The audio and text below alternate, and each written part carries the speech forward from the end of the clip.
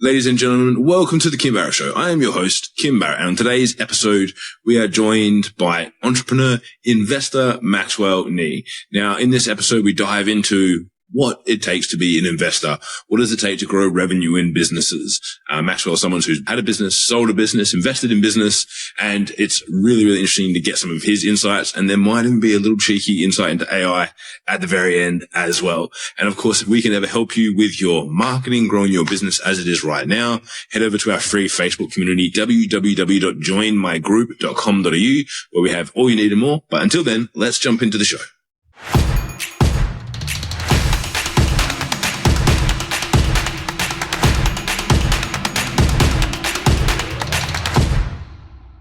Maxwell, thank you so much for joining us today. Really appreciate you making the time. Thank you for having me, Kim. It's great having you here. Now, I always like to start the podcast off the same way every time, which is if I met you and we were at a party and we were just chatting and I said to you, Maxwell, what is it that you actually do? What's your go-to answer? Yeah, so this is always a tricky question. I'm sure you get a lot of, fumbly answers, but I've learned to say I'm an entrepreneur first, investor second. So I love to build stuff, but also love to put money into stuff as well. Typically what I can help to build. Nice. And how did you get started in that? What's your core focus these days when it comes to that? Because I'm sure, obviously saying that, there's probably a group of people who like to say something like that, but they're not at the level of success that you've kind of had with doing this sort of stuff time and time again. Tell us a bit more about that journey. Yeah. So I started off in corporate banking. And then, totally burnt out, realized that was making me so unhappy just every single day. And then I left that and jumped into the online marketing world. So I had a digital marketing agency that then went through 12, 13 different niches and then landed in, business coaching and online courses. So that business did, pretty well. We went from zero to about $250K a month. So, more than $2 million a year in less than 2 years.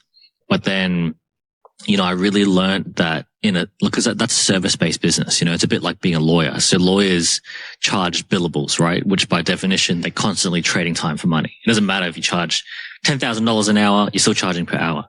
So I really, really learned that, okay, the next business I exited that, sold off to my business partners, nothing fancy. And I really learned that, okay, the next business I want to do, I only want to do things that can operate without me, like 100% without me. And also businesses that build, enterprise value so that, you've got some cash flow coming in every month and that's cool. But then there's also the potential to sell that as a big package to someone, who might be interested to buy it. And what, at that point in time, was there different opportunities on the table, different things you were weighing up and looking at? Or did you kind of go, I know, there's one shining light that I'm moving towards, or? No, I really wish I could have planned being an entrepreneur a lot smarter. A lot of people would plan it where they'd have a year's worth of savings, quit their job in in a very organized way. But no, I was like, oh, I'm so unhappy and I just got to get out of here. It was really burning the boats type of situation. And then, so I exited, left and, had to figure something out. I did have to do a few part-time. So I really, slept on couches. Slept on couches, did a few part-time jobs, really hustled to just stay afloat. And that all sounds terrible, but I was so much happier. I was incredibly, exponentially happier compared to going into a job that was well paid, 6 figures plus, that took 100% of my time away, for something that I just, didn't believe in.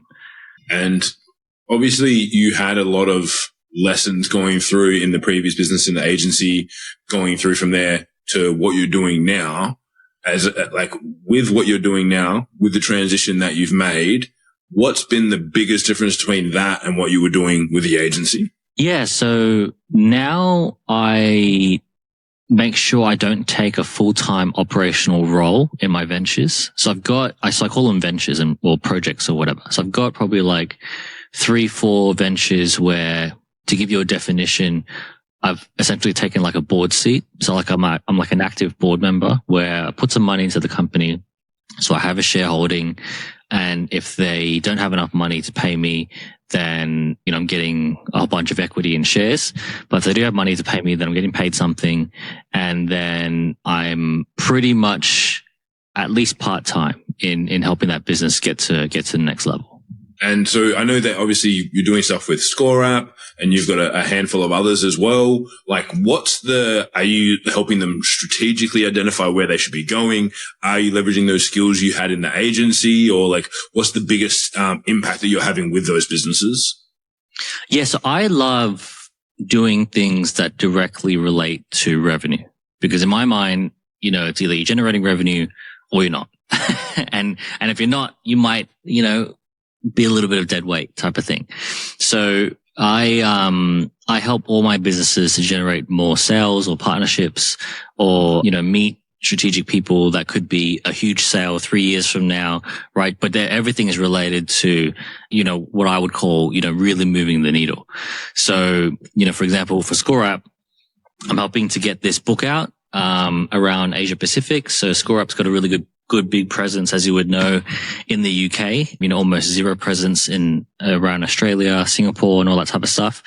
So I'm based in Asia Pacific, and, like, for example, next week I'm going to one of the world's biggest affiliate conferences in Bangkok, and I'll be giving out, copies of this book, because, affiliates love commissions, and we pay really good commissions. We pay 20 to 40% lifetime revenue.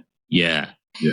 Awesome. And so, as you're helping them go through that as well, how do you spread your time? Because obviously, as you said, like when you've got several ventures, and I've tried this myself before and failed miserably, just because I'm probably not the best at my time management. If I've got one focus, I can absolutely crush it. But when I start just like having other opportunities, I find myself, I just get diluted. How do you manage being able to have that impact on several different organizations? Yeah. So I've definitely failed a lot, right? Like I'm not saying I just came out of the womb like this expert time management guy. Like I definitely came out of the womb like everyone else, had to learn a lot.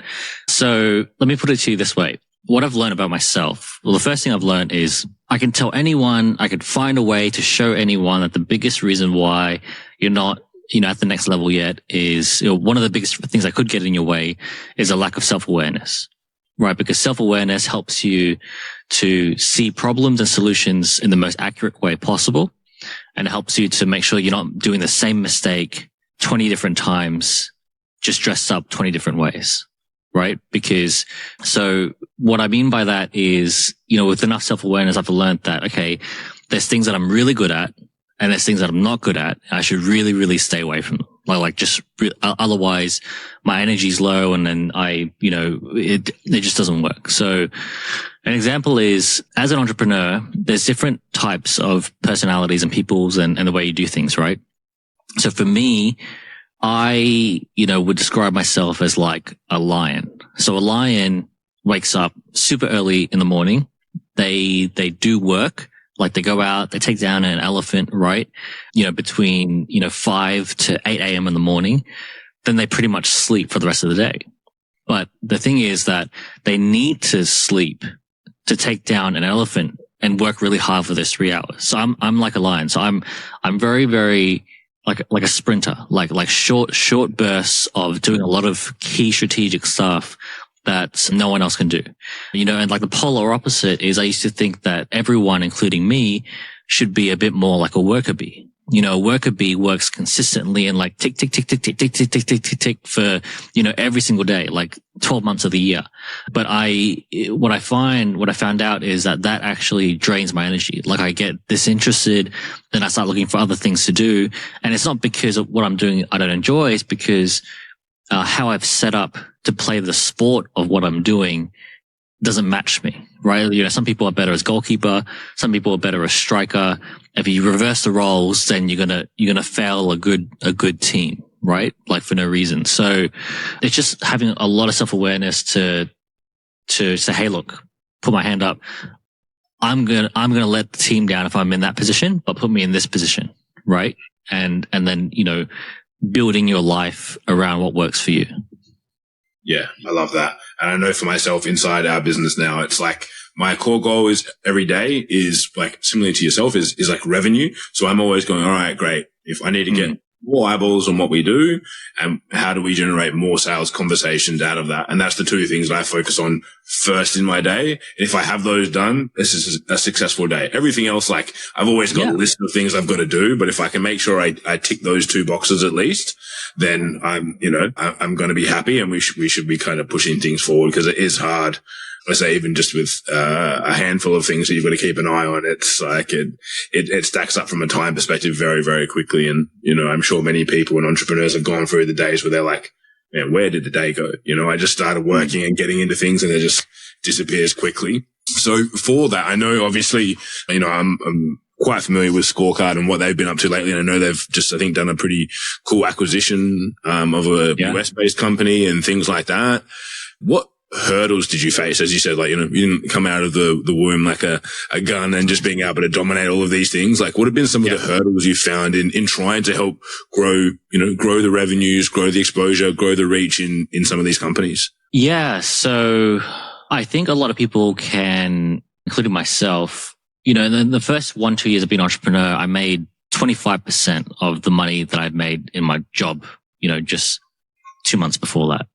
Before I quit, right? So there's a few reasons for that. The first reason is, it takes you a bit of time to get into gear. So I think you got to budget that. Like, you don't just budget money, you also budget learning curves. Not a lot of people budget learning curves. And, the fact that entrepreneurship is a bit like learning to drive a car, right? Like, there's going to be crashes, going to be bumps, scrapes, and all that type of thing. It is a skill, like, to do all these random things that you've never done before. Like, it has to be. So, budgeting the learning curve, and also, doing things that are, I would say, busy work. So we've all been, like, we all get a dopamine kick, right? Responding to emails and checking our phone and that type of thing. But, how much of those actions actually do what we're talking about, like generate revenue, grow the business, move the needle? 90% of them don't, right? But 100% of them take up our time. So it's like, how do you clear the desk of more and more busy work and keep the mind free, the spirit free, the creativity free to point the entrepreneurial bow and arrow at the most highest yielding target, right? So that's a huge one. Like, because I remember I was so busy in that first 2 years and achieved nothing. But you don't realize you're doing that until hindsight, self-awareness, right? 2 years later. And like, as you were going through, obviously, again, you also mentioned like some of the activities you do are like based on networks, connections and things like that. For someone who's starting out, obviously, put yourself in the right room. Your network is your net worth. But how did you go about building some of those connections? Because I know a lot of people, they're like, I get it, but as well, like, how do I know if a room is a good room for me to be in? Like, how do I, find, like, how do I tap into some of these networks to be able to give that growth overall? Yeah, I think, the first thing is just acknowledging this is how the world works, right? Your immediate environment is going to impact your success and life and everything else. I know really, really good entrepreneurs in Asia, like, that work so hard. They're so smart, and they'll never crack $1 million a year USD. But if they were half as smart and living in New York City, they would have cracked 10 million. Just because of disparity of opportunity and environment, right? And it's just math. So just acknowledging that's the fact. Another example that I give is, in school in Australia, I went to a public school. The difference, right? And I heard this stat that if you went to the boys' grammar school where I live, like, even if you just work for one of your mates, you'd be at least on $250K a year, just by a different environment association, just from working for a friend, that you could easily get that job, right? Because they just know you. So environment, dictates performance, right? So environment dictates performance. And, investing in that is investing in your performance. So, but the beautiful thing is that all those walls have been shattered with the likes of like LinkedIn and Instagram, because, with the right crafted message and actually looking to give to someone rather than try to take from them, I could book a call with Grant Cardone with the right message, with the right thing to offer him. Say, hey, Grant, got this idea. I think you'll love it. This is why.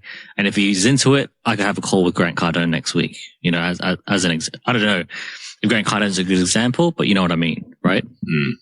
Yeah. And so and obviously with LinkedIn and Instagram breaking down some of those walls so that digitally it's easy to connect, like how important do you find meeting people in person?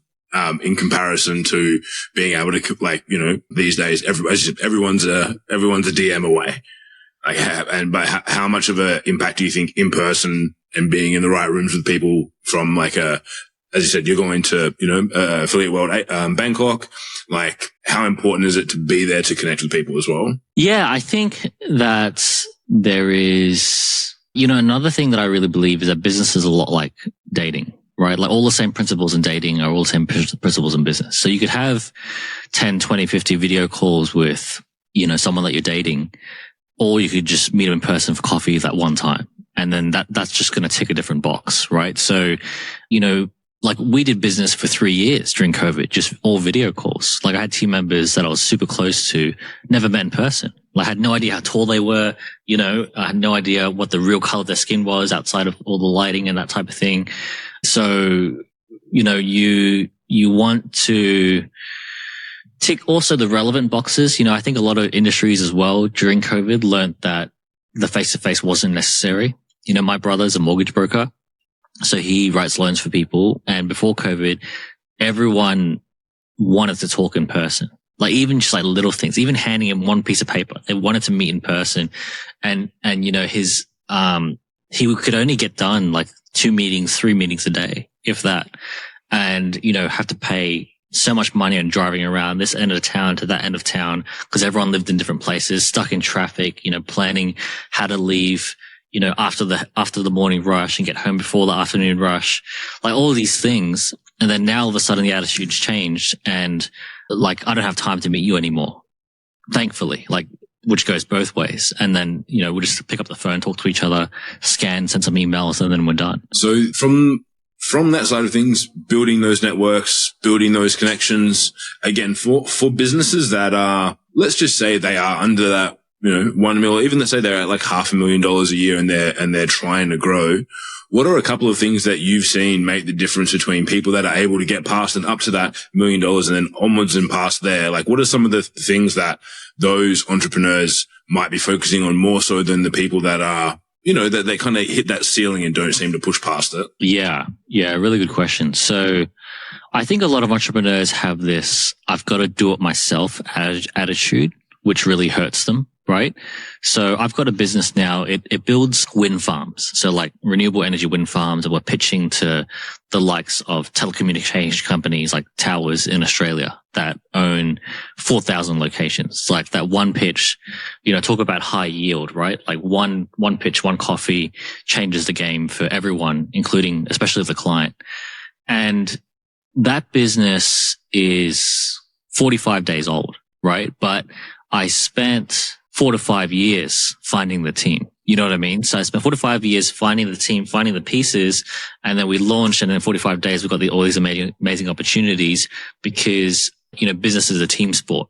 And if you launch with the golden team, then bang, hallelujah. So just like in, football or basketball or whatever, the Chicago Bulls was drafted and pulled together within 1 year, but it took, 10 years for them to all get to that point where they were ready and to put all those pieces in the right place, right? So I think that if you want to go fast and go big, unless you're ultra mega genius like Bill Gates or Mark Zuckerberg, fast and big means, more people.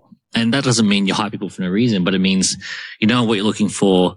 You need a goalkeeper. So here's the goalkeeper. You need a midfield. You need a striker. So here's a striker. Bang, bang, bang. You don't walk onto a football pitch with 3 team members. You walk on with the 10, right? And how do you find with that, again, businesses, entrepreneurs in the early stages where they're doing that? What if they're I want to play in A grade, but I can only afford a D grade keeper or a D grade striker? Are you of the adage is you can help people become that, 9, 10 out of 10 kind of player? Or is it that, over time you've got to, trade out team members as you can afford new ones? That's a really good question. So you felt this pain before. I can tell from the question.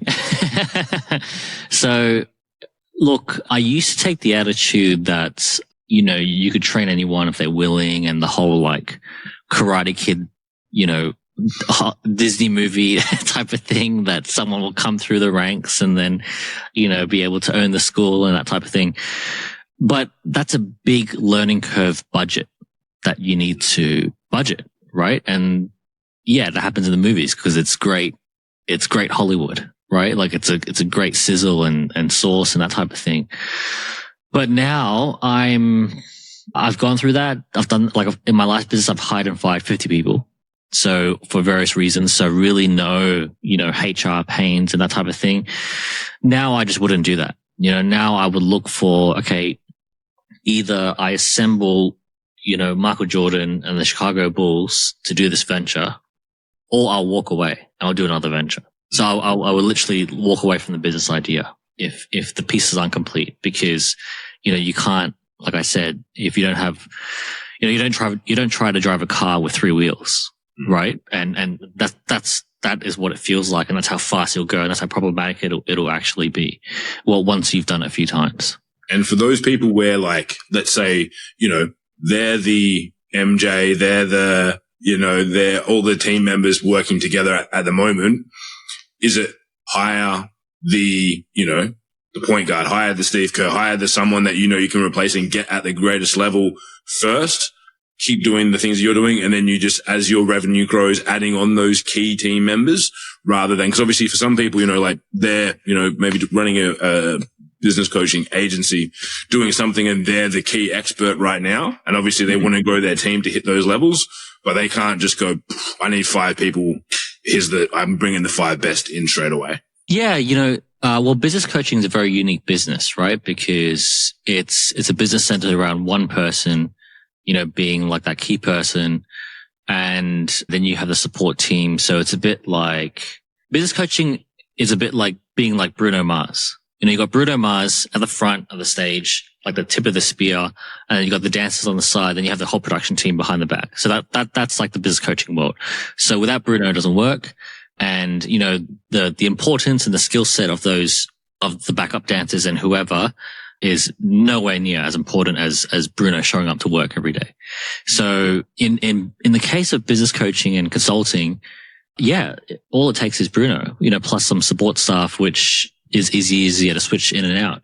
When I talk about walking away from a business venture, I'm talking about, a business that needs 4 rock stars, that needs, like, I don't know. What's another band? Queen type thing. You've got to have all. Yeah, like a Queen or Destiny's Child, like you need the 4 are just as important type of thing. So that type of business. So there's different categories as well of these business problems. 100%. It makes sense. As you say, for example, if you're someone who's, like, you are an ideas person, but you're rolling out a company that's tech based, if you don't have, I suppose, a CTO, then you don't have a drummer. What's going to happen? Yeah.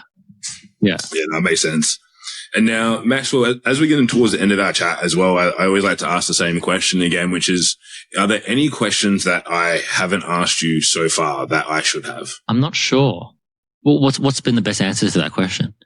And ask me that.